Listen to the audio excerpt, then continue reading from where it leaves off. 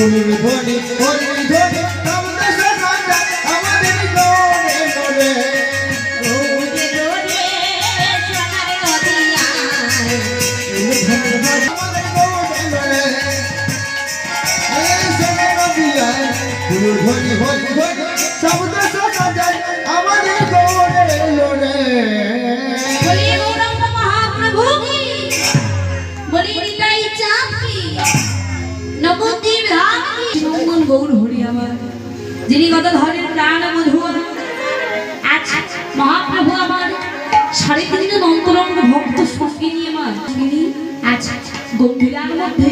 কৃষ্ণ রস আস্বাদন করতেন। এই 3.5 জন ভক্ত কি রায়রামানন্দ, স্বরূপ দামোদর, শিশি মাইতি এবং